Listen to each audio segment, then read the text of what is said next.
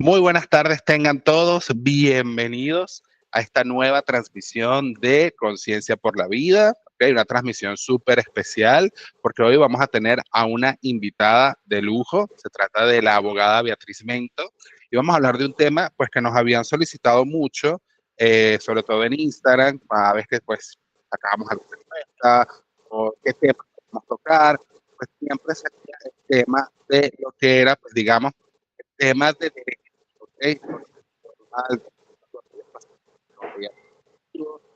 Pues de alguna manera se han visto vulnerados sus derechos.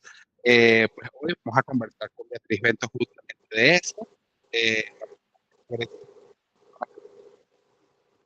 Específicamente en Venezuela, ¿ok? Y bueno, tus derechos no tienen diálogo. Bueno, gracias a todas las personas que están aquí, viendo este video. Sí,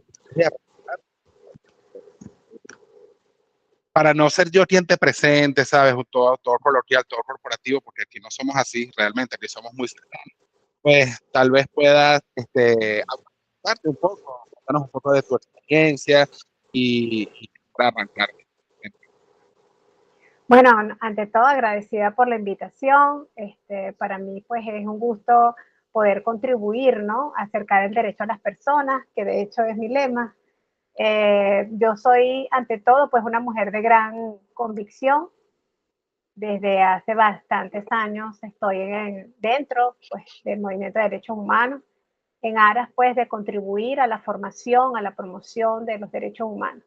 He apoyado algunas organizaciones y bueno, para mí es un gusto poder estar acá compartiendo y pues sobre todo pues acercando el conocimiento a las personas, ¿no? Porque el derecho que no se conoce no se puede defender.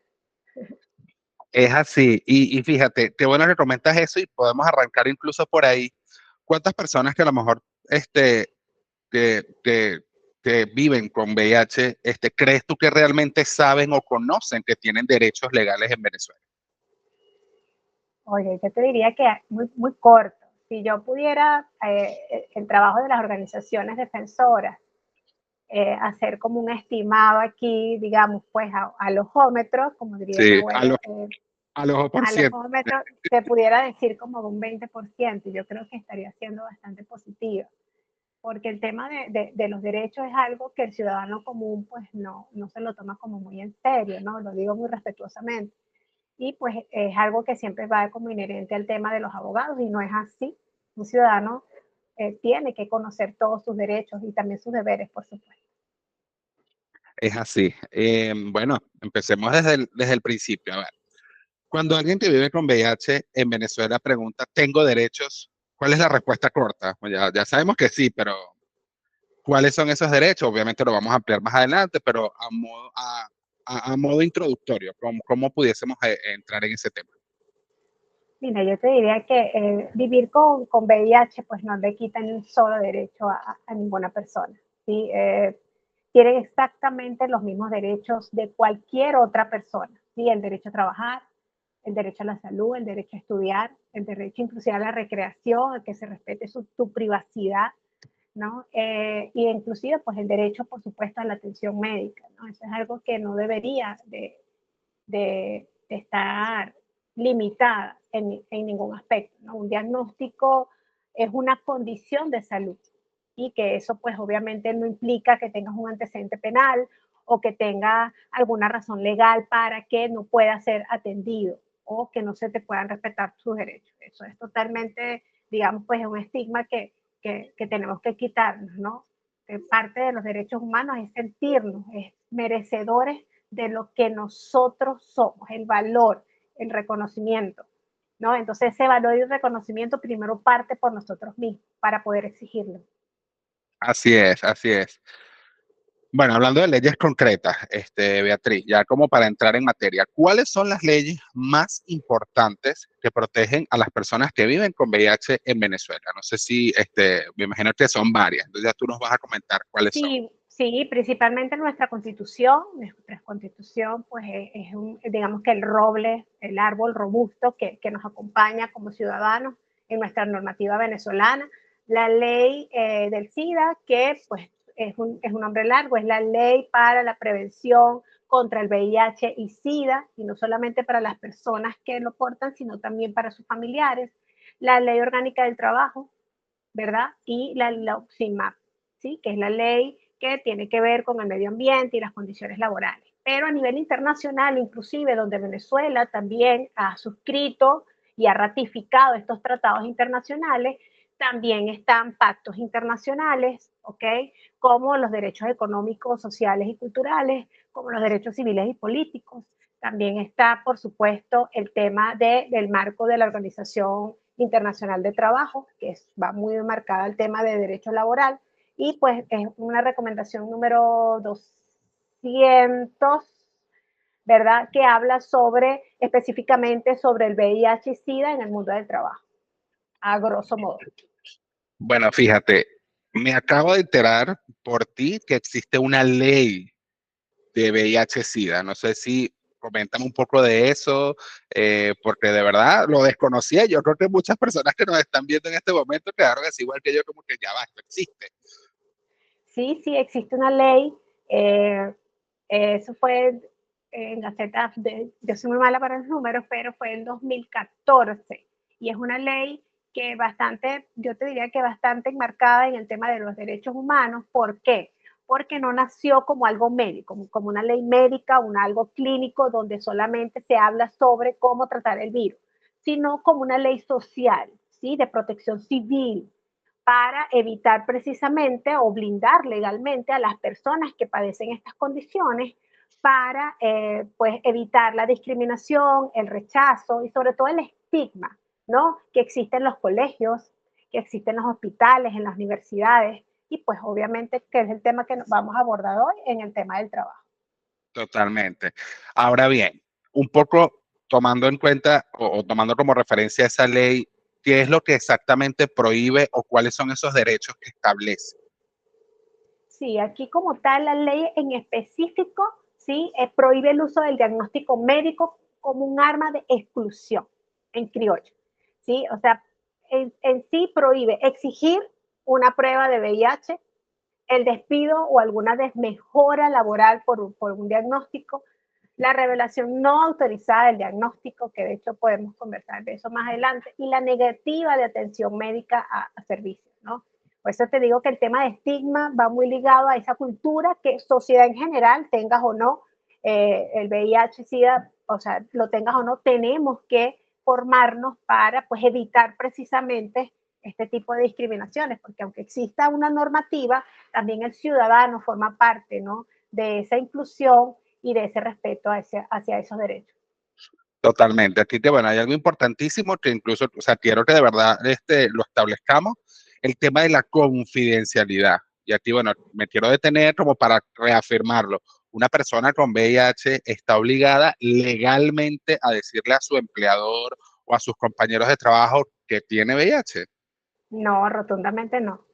Queda a su potestad, pero no hay ningún tipo de obligación. Está Nadie está bien, ¿no? obligado a nada en realidad. Exacto. Bueno, que quede grabado. Si tienes, o sea, si eres paciente VIH, no estás obligado a decir o a decirle tu diagnóstico a nadie, ni en entorno familiar, ni en entorno laboral, ¿ok? Eso es importantísimo que lo tengan súper, súper claro. Al menos legalmente no estás obligado a hacerlo, ¿ok? Que es lo que estamos buscando aquí el día de hoy. Quiero darle la bienvenida a las personas que se están conectando en este momento en vivo, o quienes lo están viendo en diferido.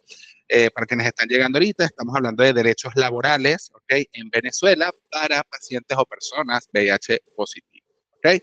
Ahora bien, hablemos ya sí, entremos lleno al tema laboral, ¿ok? Trabajo y VIH, bueno, legal y ilegal. A ver, nosotros en la Fundación Conciencia por la Vida, yo tengo ya, pues, digamos, algunos meses trabajando con ellos y bueno, digamos que he visto cualquier cantidad de casos, incluso de Sí. discriminación de personas que literal les hacen, o sea, personas que pasan por distintos filtros, sobre todo cuando son personas que no están en el entorno laboral, hablemos de ellos, los que están, digamos, en el proceso preempleo, pasan todos los filtros y cuando llegan al tema de los exámenes médicos, mágicamente ya se desecha la posibilidad de que esa persona pueda ingresar, lo que automáticamente genera la sospecha, porque claro, no hay manera de comprobarlo, genera la sospecha de que, mira, es por mi diagnóstico, pero es que resulta que legalmente el empleador no puede hacerme este examen sin mi consentimiento. Pero para nadie es un secreto que igual lo hacen. Entonces, eh, a ver, ¿qué ley para empleo, Beatriz? Sí, ciertamente existe una brecha bastante grande y es lo que siempre recalco. Tenemos una normativa hermosa, ¿ok? Pero pues es también parte de los involucrados en hacerlas respetar, ¿no? Nuestra normativa es clara con respecto a ello. En Venezuela la legislación que regula el tema de materia laboral específicamente es la LOXIMAP y la LOP, y ellos establecen exámenes médicos preempleo con el objetivo único pues legal, y eso lo dice la normativa, es de determinar la actitud física y mental del aspirante en relación exclusiva al cargo o las tareas específicas que vaya a desarrollar dentro de esa organización o dentro de esa empresa. Bajo el tema del marco jurídico, ¿okay? Estas deben regirse por ciertos principios fundamentales, ¿okay? Sobre todo el tema de que las pruebas médicas solicitadas, ¿sí?, deben directamente ser justificadas en el sentido de que tienen que estar inherentes al cargo. Por ejemplo, evaluar la agudeza visual de un conductor, ¿sí?, de un chofer de camión. Obviamente eso es importante, Claro, pues, porque es súper, inherente claro. a la tarea en específica que va a realizar. Alguien que, por ejemplo, va a hacer peso, los caleteros, los montacarguistas, por ejemplo, tienen que hacerse exámenes relativos para hacer un ejemplo práctico. El centro de salud, y esto es algo muy importante, o el médico ocupacional, ¿sí?, que eso es algo que a veces piensa que como la empresa paga, están subordinados a la empresa, pero también los centros médicos y los médicos ocupacionales, aunque la empresa sea quien cancele esos servicios, tiene que respetar el tema de confidencialidad, obligatoriamente. Claro. Entonces, debe realizar también, obviamente está obligado a hacerle los exámenes previos, pero debe resguardar la confidencialidad, sí o sí. O sea, ahí no hay algo. En tal caso, pueden indicar que está apto o no. En cuanto al examen En cuanto específico al de la cargo, tarea, claro. correctamente. Uh-huh. Exacto. Bueno, entonces, para recalcarlo, fíjate que este tema es súper interesante y de verdad que es importante educar a todas las personas y por supuesto el que está viendo este live o el que lo está viendo en diferido, pues realmente le interesa este contenido. Y bueno, un poco para recalcar, una empresa puede pedir una prueba de VIH como parte de sus exámenes para ingresar a la empresa, preempleo. No, no, no, rotundamente no, no puede. La ley como tal lo prohíbe. Pues exigir una prueba de VIH como requisito de empleo, pues de verdad que no. Es importante que también las personas tengan conocimiento que ninguna empresa, ni siquiera institución privada o pública, transnacional o familiar inclusive, puede o tiene la facultad de exigir una prueba de VIH como requisito para ingresar. Eso no debería de ocurrir. Así es. Pero, ¿qué pasa en la práctica? Porque, bueno, realmente una cosa es lo que dice el papel, como tú dices, tenemos una normativa legal muy linda y muy adecuada a lo que debe ser, pero bueno, la práctica lamentablemente es otra. ¿Conoces algunos casos? Bueno, fíjate que yo te comenté algunos. ¿Conoces algún caso específico que nos puedas hablar de esto? Sí, mayormente en una oportunidad ocurre y sobre todo con el tema de los centros de salud y el médico ocupacional, ¿no? Hay como una línea muy delgada en esa subordinación y específicamente a veces disfrazan la prueba del VIH, ¿ok?, con orden de laboratorio, ¿sí? O inclusive a veces colocan cláusulas donde la persona, ¿verdad?, firma como que sí, me pueden hacer cualquier tipo de examen, pero aún así, aunque tú firmes, coloques tu huella, ¿ok?, es totalmente nulo, porque ninguna cláusula ni ningún contrato privado está por encima de la ley. nuestra constitución es clara y los derechos son irrenunciables. O sea, tú no puedes renunciar aunque las empresas se blinden de una cláusula. Total. Y hablando de eso, ¿cómo pudiese una persona que está en un proceso de preempleo, que sabe pues, que tiene el diagnóstico VIH positivo, cómo pudiese identificar que a lo mejor hay una orden disfrazada? ¿Cómo lo puede ver? ¿Qué debe revisar? Porque claro, muchas veces no se tiene acceso a eso. Entonces, ¿cómo pudiese esta persona, pues de manera no directa probablemente, a lo mejor solicitarle al laboratorio, mira, ¿qué van a hacer? Necesito, o sea, ¿cómo lo manejaríamos? Mira, este punto que toca es sumamente importante, porque siempre cuando nosotros estamos por adquirir un empleo, tenemos por supuesto toda la esperanza, ¿no? De quedar, de que todo, indistintamente en la condición, ¿no? Somos personas que queremos pues, tener mejor calidad de vida, y siempre cuando estamos en eso hay mucha, quizás hasta subordinación. En efecto, uno dice sí, sí, a todo y después vemos y tal, pero dentro de ese proceso hay que tener cabeza fría. Y dentro de esa cabeza fría es establecer ciertos tips que podamos indicar. Por ejemplo, la orden médica para los exámenes preempleo deben ser miradas detalladamente, ¿no? El hecho de que tú vayas a emplear, ellos tienen el deber primeramente de informarte qué tipo de exámenes te van a dar o te van a realizar, ¿no? Y sobre todo que te indiquen el cargo, que es lo que ya comentamos anteriormente. Y aunado a eso existen, digamos, algunos términos o alarmas que de una u otra forma puedas tener en cuenta. Por lo menos, obviamente si aparece de forma directa, porque a veces pues no guardan la forma. Dice VIH, HIV, SIDA, o sea, te lo dicen literal. A veces dicen serología para virus, ¿ok? A veces dicen ELISA, y ahí es un término Western Western Blot, Blot, sí, sí, ese ¿ok? era Ese es uno, otro. era como una modalidad también. Ajá. A veces dice subpoblación linfocitaria, ¿no? Entonces son como términos que van como sustituyendo, pero realmente es eso, a veces carga viral, Claro, ¿no? ese es Que es muy directo. es más común, ¿no? Y hay uno que se llama ARN cuantitativo, ¿no? Que son como términos que mayormente se utilizan como para disfrazar, pero igualmente están violando la ley. Claro, claro, exactamente. Sí, realmente es un tema y es un tema complicado, porque como bien lo decíamos, bueno, una cosa dice la ley, toda linda, toda bella, en texto, en papel, pero claro, la realidad, pues lamentablemente es otra y también es por un tema de la sociedad, por el estigma que se está o se ha ido arrastrando pues, desde los años 80 para acá aproximadamente, cuando hubo el boom, obviamente, del tema del VIH, cuando no había tratamiento, etcétera.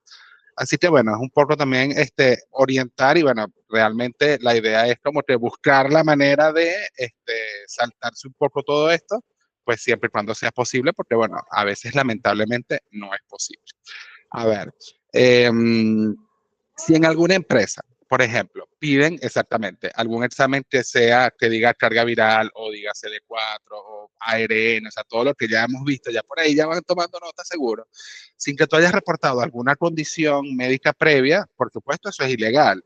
Y si te pasó y tienes la orden médica, guárdala, sácale copia, porque eso es una evidencia de que esta empresa pues está violando la ley, sin duda. O sea, más que todo por un tema de resguardo, ¿ok? De que, hey, si yo llegase a necesitar algún tipo de evidencia para defenderme en algún caso, bueno, ya yo tengo los papeles en la mano, como dicen coloquialmente. Sí, así es. Yo diría que sobre todo el control es poder, ¿sí? ¿En qué sentido? En calma y diplomacia. Palabras cortas. Calma y diplomacia, ¿en qué? Porque cuando tú estás centrado, ¿ok? Y guardas, pues, y guardas la calma ante un hecho, porque obviamente te va a molestar, ¿sí? Te va a molestar que te la pida, pues es sencillamente no negarse, ¿no? Sino más bien ser estratega.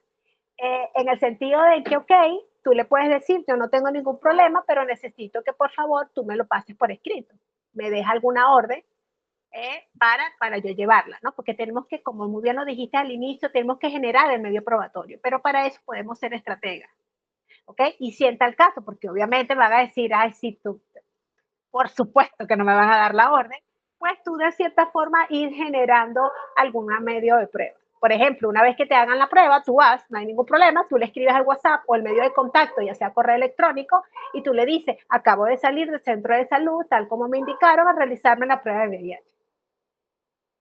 Tú Exacto. mismo, tú mismo generaste la... Pero si tú te pones molesto, que no te vas a rehusar y todo eso, por supuesto que no vas a tener como esa cabeza fría para accionar de esa manera.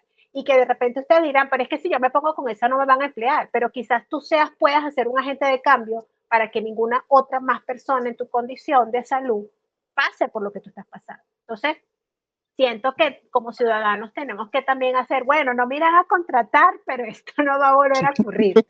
Yo pienso que eso debe ser como la actitud, ¿no? En el sentido, porque entonces va a seguir como un círculo vicioso Claro, esta donde pues, empresa no va a dejar de hacer las su mala empresas van a práctica. seguir haciendo. Pero si todos nos quejamos, ¿no? Va a llegar un momento en que va a poner como un foco, ¿no? Bueno, por lo menos es mi opinión muy respetuosa. Sí, fíjate, vamos a hacer una pausa aquí, bueno, vamos a responder las preguntas en el chat o bueno, en los comentarios. Fíjate que casualmente nos comentan, en mi trabajo vulneraron mi derecho a la confidencialidad. Yo pedí, supliqué rotundamente que no saliera de la gerencia y no valió. Cuando hubo una reunión de recursos humanos, hablaron de mi caso de una manera asquerosa, se dijo la acidosa esa. Imagínate que o sea, se Ay, pasa. primero Desde, lo lamento mucho. desde ese día, pues toda la empresa, no la voy a nombrar obviamente, toda la empresa, bueno, se corrió la voz. Yo me imagino que ya esta persona no está trabajando allí. Igual coméntanos más tu caso en el chat. Tampoco voy a decir tu nombre por confidencialidad, pero fíjate, o sea, es una realidad y era lo que habíamos Sí. hablado hace poco. Sí, y es sobre todo, pues, generar, ahí en ese caso, pues, en tal caso de que ella lo quisiera documentar, es importante todo el medio probatorio posible, ¿no? Porque como siempre le digo yo a mis clientes, ¿cómo te defiendo si no tengo pruebas? ¿Cómo probamos que lo Claro, que tú dices es verdad? ¿No? claro, es No vale la complicado. palabra. Sí, entonces ahí habría que buscar testigos, si hubo alguna grabación, si ella documentó el caso, si se quejó por escrito a la gerencia. Entonces, de eso a veces se trata también, ¿no? Y que nosotros mismos como personas, como individuos, dejemos el mismo estigma sobre nosotros mismos. Porque es que yo siempre, y no me voy a cansar de decir esto, el tema de los derechos humanos no tiene nada que ver con algo externo, es algo interno, ¿no? Y quizás suena muy romántico, pero es que para mí los derechos humanos es el valor y el reconocimiento que te das tú mismo. Y en la medida en que nosotros sepamos cuál es nuestro valor y cuál es nuestro reconocimiento, de esa misma medida nosotros nos empoderamos para exigir lo que puedo yo aceptar o no. Pero si no tenemos claro eso, qué es lo que yo merezco, ¿cómo exijo? ¿No? Entonces es un tema interno, pero también obviamente de conocimiento legal. Así es. Bueno, estamos conversando con la abogada Beatriz Bento, ¿ok? Para quienes están llegando tarde. Estamos hablando de derechos laborales para personas con VIH en Venezuela. Y ok, bueno, ya dimos una introducción pues bastante importante, ¿ok? Sobre los preempleos, ¿ok? La persona no está trabajando todavía dentro de la organización, está en un proceso para ingresar. Ahora bien, supongamos que eh, ya la persona probablemente ya está allí o supongamos que todavía no ha entrado, se hacen los exámenes, ¿ok? Y la empresa pues de alguna manera se entera del diagnóstico, ¿ok? Eh, y te dicen abiertamente, mira, ya no quedaste seleccionado, y obviamente ya tú sabes por qué, porque ya habías pasado todo el filtro. Eso de alguna manera es discriminación, ¿cierto? Según la ley, pero Sí, bueno, no es probatorio probablemente, como lo habías comentado. sí, de hecho es definitivamente una discriminación y según nuestra ley venezolana, ¿ok? En el artículo 21 de nuestra constitución establece específicamente y prohíbe cualquier trato diferenciado en ese sentido. Y el artículo 9 de la ley del SIDA también establece que es claramente nula cualquier acto que impida una contratación. Entonces, ustedes dirán, bueno, pero eso dice la norma, pero ¿cómo hago? O sea, ¿cómo hago si me ocurrió? ¿No? ¿Cómo enfrentamos eso en la práctica? Y el problema en el tema de la discriminación es cómo nosotros, y sobre todo en el tema de la fase de contratación, en que las empresas casi nunca son frontales, ¿sí? Siempre el reclutador te va a enviar un correo diciendo no te estamos contratando, o como dicen mayormente, que te dicen, No nos bueno, llamen, nosotros te nosotros te llamamos. avisamos. Ajá. ¿No? Porque obviamente no te van a colocar en el correo electrónico, no te estoy contratando porque saliste positivo, obvio, ¿no? Pero en su lugar, digamos que se escudan, ¿no? En ciertos perfiles. Y la idea es precisamente eso, buscar la manera de ir documentando ese pasito a pasito, lo que comenté anteriormente en el tema del WhatsApp, en el tema del correo electrónico, si lo hacen por correo electrónico, pero dar el medio probatorio. ¿En qué sentido? Pero si fue informado de que son 5 etapas y llega a la cuarta y justamente en la quinta es donde hacen los exámenes para entrar. ¿Qué ocurrió? Si yo Claro, esa pasé es la todos los pregunta. exámenes. Exacto, pero si no tengo nada que probar, escribe un correo o escribirlo por WhatsApp. O sea, generemos la prueba de lo que esté a nuestro alcance para así ir construyendo ese expediente probatorio.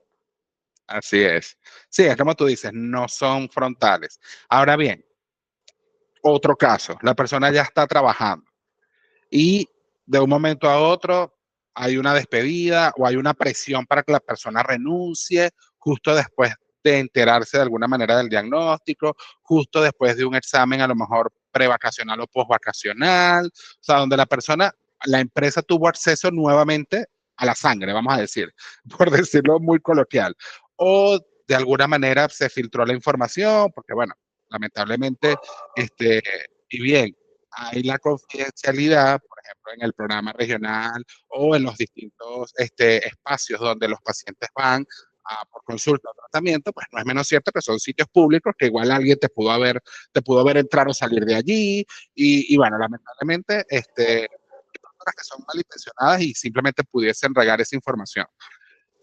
¿Cómo podemos a lo mejor defendernos ante eso? O sea, bueno, ya estoy trabajando, pero mira, me están presionando o me están quitando carga de trabajo de un momento a otro de una manera muy rara, esta gente me quiere votar y no hay una razón lógica del por qué. Sí, bueno, nuestra normativa establece una protección jurídica en cuanto a este ámbito, porque allí, pues cuando ya te empiezan como a hostigar, ¿sí? Para que te vayas de la empresa, ¿sí? Y en este escenario se activa de lo que, digamos, nosotros llamamos con dos términos jurídicos que lo más probable es que lo hayan escuchado, que habla sobre la inamovilidad laboral y la estabilidad laboral reforzada, que es el término, digamos, jurídico. Y aquí, esto de cómo funciona. Como trabajador, ¿ok? Con una condición de salud crónica, gozas de inhabilidad laboral. Eso lo establece la LO en su artículo 418. Y la ley del SIDA lo establece claramente. Entonces, esto significa que el patrono no puede despedirte, ¿sí? Ni desmejorarte, ni trasladarte sin una causa justa que esté previamente calificada por el inspector del trabajo, porque recuérdense que a las empresas las regula la inspectoría del trabajo. Entonces, si te despiden de la noche a la mañana, ese despido es completamente nulo. Nulo. Si empiezan a presionarte, aislándote, quitándote tus herramientas de trabajo, cambiándote de un horario bruscamente sin tu consentimiento, sin previo aviso. Esto constituye un acoso laboral y una desmejora en términos jurídicos. Sí, yo estoy tratando de usar un lenguaje bastante cómodo, pero bueno, aquí sí tengo que hacer énfasis en los términos. Y esto, pues, inclusive puede ser un ilícito penal y administrativo. ¿Ok? Administrativo, porque, por ejemplo, si lo hace a través de una institución de salud, ustedes pueden denunciar o colocar la queja en el colegio de abogados, perdón, o de médicos, o el colegio gremial asociado a esa profesión, ¿sí? Porque eso va incluido allí, a eso está en el término administrativo, por colocar un ejemplo. ¿Sí? Sobre todo Imagínate. en el tema de salud, claro. Para eso existen también los gremios, todos los gremios tienen tribunales disciplinarios. Fíjate que mencionaste la inspectoría, creo que se pronuncia, la inspectoría del Ujú, trabajo. sí. o sea, cómo funciona en un dado caso de que alguien, pues a lo mejor nos está viendo y está pasando justo por eso. Cómo funciona el proceso, o sea, cómo esta persona puede acceder a este servicio, o sea, es accesible a cualquier persona que lo necesite. Sí, sí, total. La Inspectoría del Trabajo, pues, es una institución dada por el Ministerio del Trabajo, que está suscrita, perdón, por el Ministerio, y es obviamente totalmente gratuita para todas las personas. ¿Ok?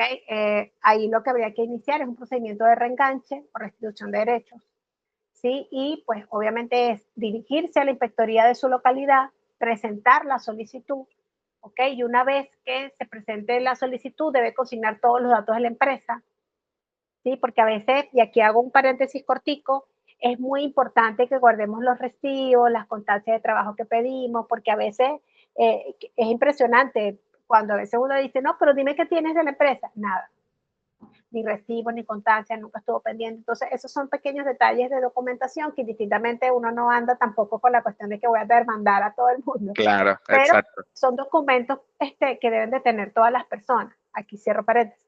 Y una vez pues que se narre todos los hechos, allí la inspectoría va a proceder a hacer la notificación y la visita a esta empresa. Y bueno, eso es algo de mucha paciencia, ¿ok? Y pues ahí sé lo que se va a ocurrir en caso de salir victoriosos del proceso, del procedimiento, es el pago de los salarios caídos desde el momento en que fueron despedidos, ¿no? La ley obliga a que esa empresa no solo le devuelva el puesto, sino que pague absolutamente todos los salarios, bonos, beneficios que hayan ocurrido en ese lapso, que esa persona no estuvo dentro de la empresa. Claro. Bueno, ahí tienen ese dato para aquellas personas que, bueno, que ojalá que no, pero bueno, probablemente puedan estar pasando por esta situación. Estamos conversando con la abogada Beatriz Bento, defensora de derechos humanos, gran amiga también, y estamos hablando acerca de derechos laborales para pacientes VIH en Venezuela. ¿Okay? Ahora bien, Beatriz, más allá del trabajo, cuando hay discriminación en otro tipo de espacios, ¿ok? Claro, porque obviamente quisimos enfocarnos mucho en el tema laboral, porque era el que me habían pedido mucho, pero pues realmente la discriminación está en cualquier espacio, no solamente en el laboral. Entonces, ¿qué otros aspectos protege la ley en Venezuela para pues, las personas que viven con VIH? O sea, aparte de lo laboral.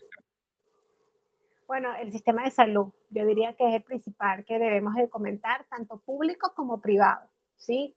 Y parece una contradicción, porque se supone que cuando tú asistes a un centro de salud, ellos son los que más deberían estar informados de esa condición de salud, valga la redundancia, ¿no? Pero realmente es donde inclusive se puede establecer más reportes de discriminación, ¿no? Mira, Paradójicamente.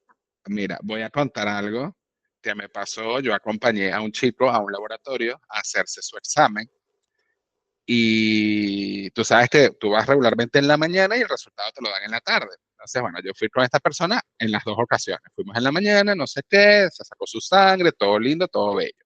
Cuando fuimos en la tarde a retirar el examen, la persona que está en taquilla, o sea, de verdad que yo quedé fue loco. La señora se mete, me imagino que al cubículo, al espacio interno, y sale con guantes y tapabocas a entregarle el resultado.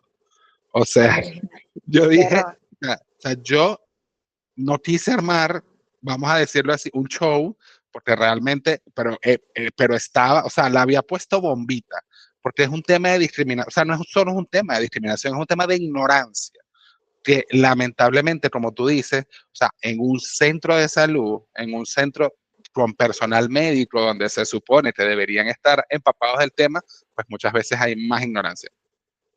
Sí, ¿no? Y que inclusive pasa mucho también en algunos centros de salud, donde se omite por total el trato digno. ¿En qué sentido? En que la ley prohíbe marcar historias, ¿no? Y con etiquetas visibles que digan es paciente VIH-Sida. Y sin embargo, pues eso a veces la ponen en la cama del del paciente, Imagínate. la historia, colocan precaución, sangre, o sea, te colocan así. Entonces esas son cositas que no pueden suceder. Y No, es claro. aislar totalmente al paciente de forma injustificada. O sea, ahí te estás vulnerando totalmente tu derecho, ¿no? Y inclusive el secreto médico, porque todo el mundo se tiene que enterar de tu condición. El tema de la privacidad es algo que de verdad lo deberíamos de tomar bastante en serio, ¿no? Así Como es. ciudadanos en general y por supuesto con esta condición aún más. Fíjate que estamos hablando o incentivando a que las personas denuncien estos casos. Si alguien está pasando por una situación similar en un centro de salud, ¿a dónde debe acudir a poner la denuncia? Bueno, principalmente a un centro de salud, principalmente a la Defensoría del Pueblo, ¿ok? Y inclusive, como es algo discriminatorio, ¿ok? A la Fiscalía del Ministerio Público, ¿sí? En el tema de derechos humanos, porque eso no debe ocurrir. El tema está en que obviamente las personas en esa condición de salud no quieren ser más expuestas, ¿no? Y sobre todo por el tipo de sociedad que tenemos. Pero es importante que estemos unidos y nos acompañemos de organizaciones que velan por estos derechos para que no, como una red de apoyo, para que te sientas acompañado y así pues no sea como una lucha unilateral, sino una lucha en conjunto, ¿no? Porque eso es lo bonito del tema de las organizaciones, ¿ok? El tema de las organizaciones en general de la sociedad civil que velan por los derechos humanos es precisamente eso, para generar cambios, ¿no? Y en un futuro pues establecer políticas públicas inclusive que nos permitan tener una mejor sociedad y sin tanto estigma en ciertos temas como el tema que estamos tratando hoy. Es así. Ahora bien, si un médico o enfermero revela el diagnóstico sin consentimiento, ¿cuáles son las consecuencias legales que le pudiesen ocurrir? No, mira, en Venezuela, sobre todo en el sector salud, y me gusta que lo compartas, ¿sí? Tanto público como privado, hago énfasis, porque a veces uno piensa que en la parte privada no ocurre, pero sí, lo acabas de relatar con un ejemplo, está obligado necesariamente, estrictamente, a cumplir con altísimos estándares de respeto y dignidad. O sea, sobre todo por lo que estamos hablando de un inicio, estamos partiendo de un centro de salud, ¿no? Es algo como también coherencia con lo que somos, ¿no? Y la ley del SIDA dedica eh, secciones enteras para frenar estas prácticas de discriminación. Y de cierta forma podemos hablar de derecho a la atención médica sin discriminación. Es una de las secciones que habla la ley en su artículo 14, ¿ok? Y establece de una forma muy clara cómo ningún establecimiento de salud, ya sea hospital público o clínica privada, puede negar, retardar o establecer condiciones específicas de atención médica para las personas basándose en un diagnóstico, ¿sí? Esto incluye desde odontología, cirugía, todo. O sea, hay protocolos, las clínicas lo conocen, pero como te digo, el ciudadano común no.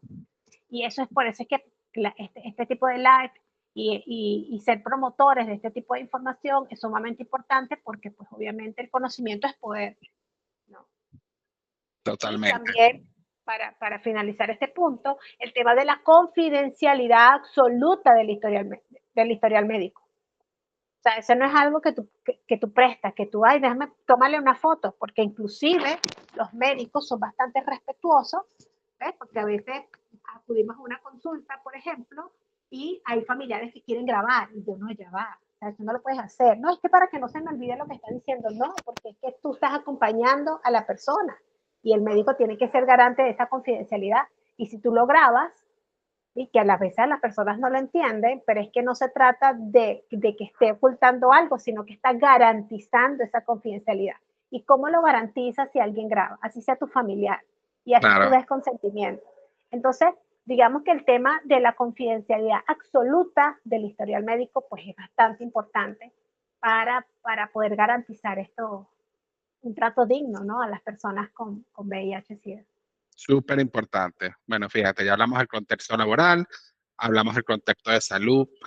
En cuanto a relaciones de pareja, que ya eso obviamente es harina de otro costal, pero también es importante y también sé que existe la duda, bueno, probablemente estoy saliendo con alguien o ya tengo cierto tiempo con alguien, pues ya un paciente VIH positivo con su tratamiento, por supuesto, al ser indetectable no transmite el virus, así que no hay ningún tipo de problema por ahí, pero esta persona está obligada legalmente a decirle su diagnóstico o su patología a su pareja. O sea, esto es legal.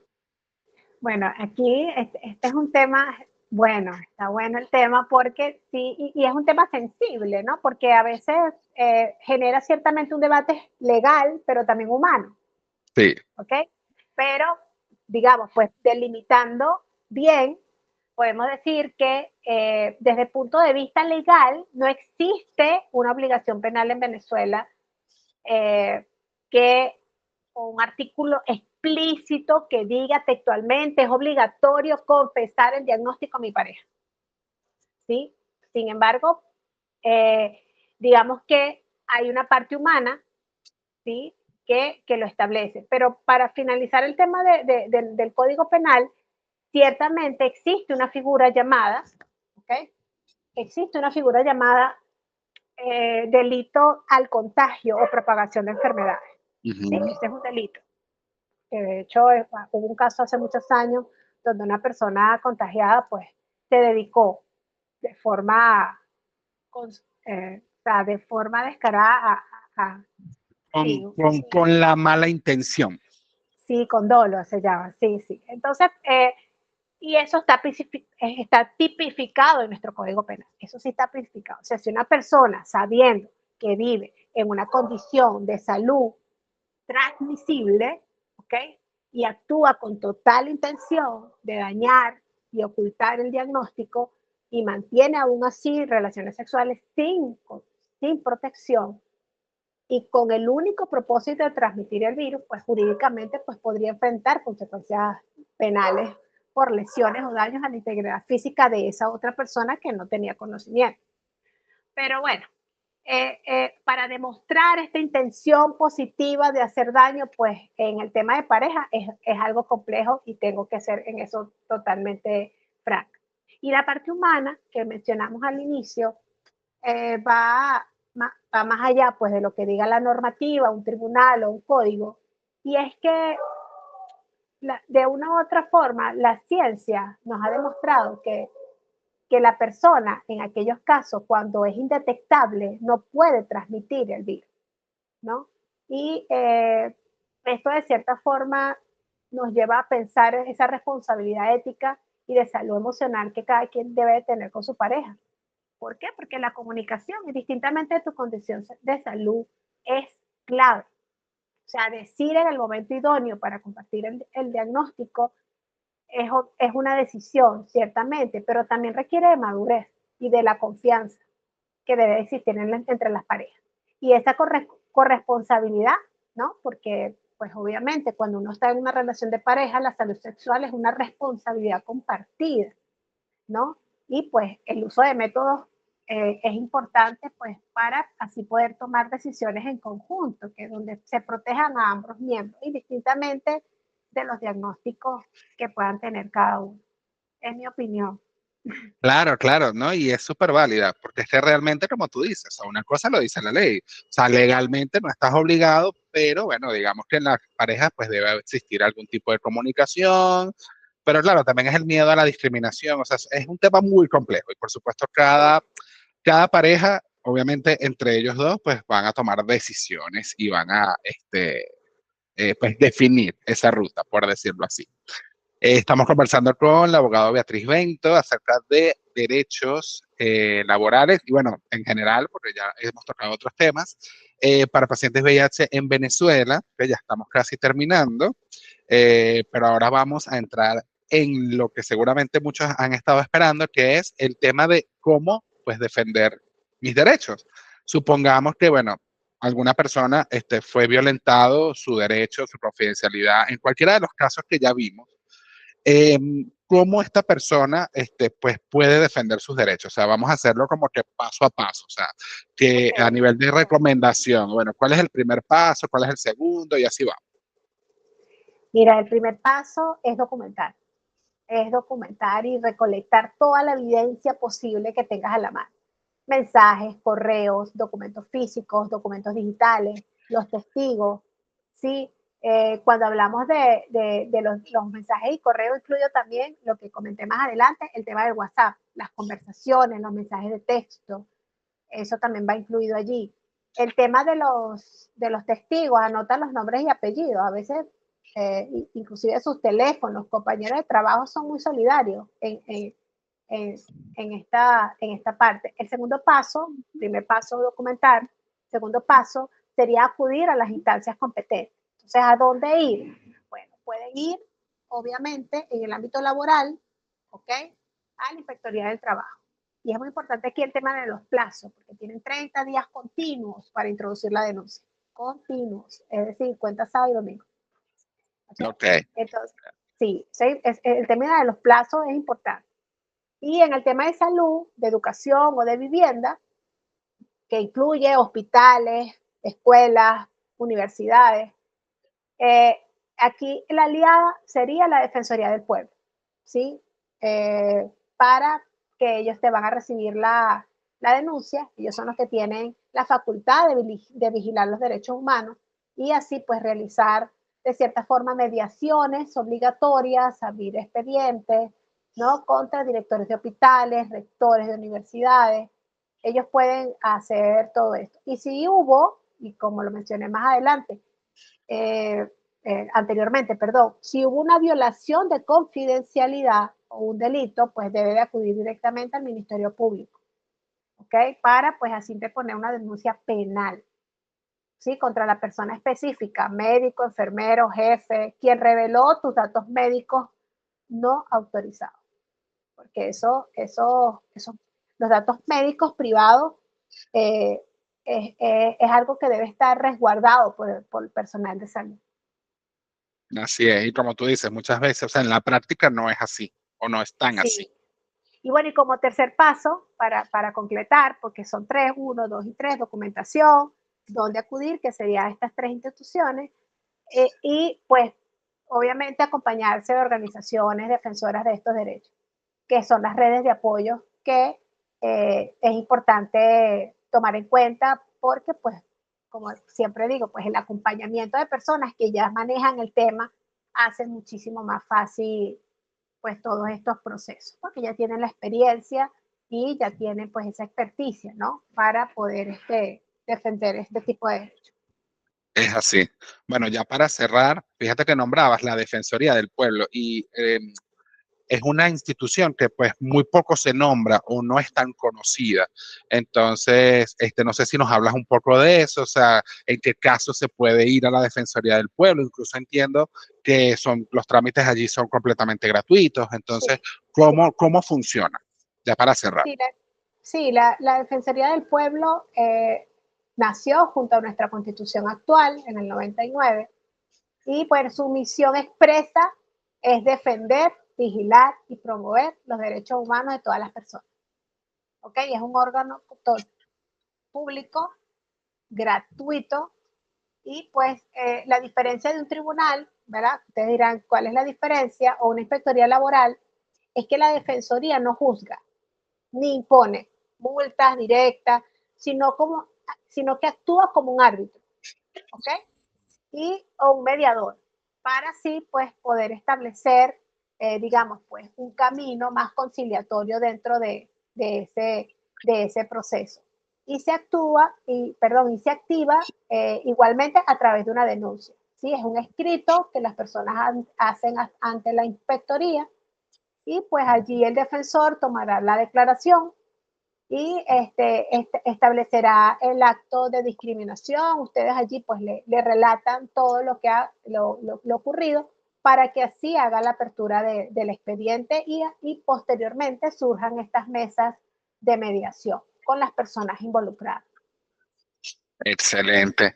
Bueno, estuvimos conversando con la abogada Beatriz Bento, quien además es defensora de derechos humanos, y estuvimos conversando acerca de pues, legalidad, ¿okay? En general para pacientes VIH en Venezuela. Muchísimas gracias, Beatriz, por habernos acompañado en esta transmisión. quiero que des unas palabras finales pues a esas personas que probablemente esté pasando o haya pasado algún tipo de discriminación o simplemente está como en ese proceso de no saber qué hacer. ¿Qué les puedes recomendar? Un poco para ya cerrar. Sí, bueno, primeramente es que nadie en ocasiones nos va a dar el valor que merecemos, sino nosotros mismos, ¿no? Y de eso parte los derechos humanos. O sea, defender tus derechos parte de lo que tú tengas claro de lo que mereces, ¿no? Y ciertamente a nivel jurídico no tenemos un sistema perfecto, ¿ok? De eso estamos claros. Pero cuando un ciudadano se planta, ¿ok? Con las pruebas en la mano y conoce sus derechos, pues la burocracia sí o sí se tiene que mover, ¿sí? Y el miedo cambia de bando, ¿no?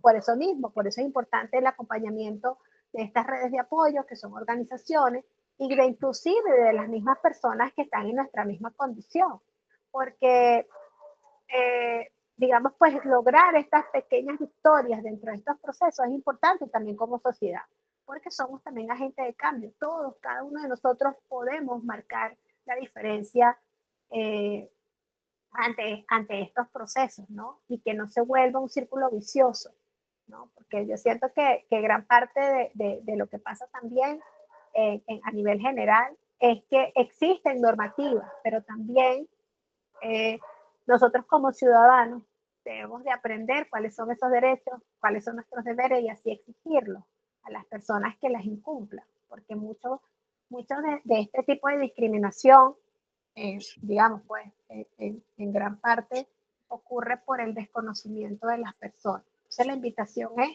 a que, bueno, que se sigan realizando este tipo de live, que se sigan documentando sobre estos temas pues, para que así tengan el poder, porque el conocimiento es poder. Así es. Bueno, de esta manera damos cierre a esta transmisión. Muchísimas gracias a quienes se quedaron hasta el final y nos vemos en una próxima oportunidad. Gracias. No, gracias a ti.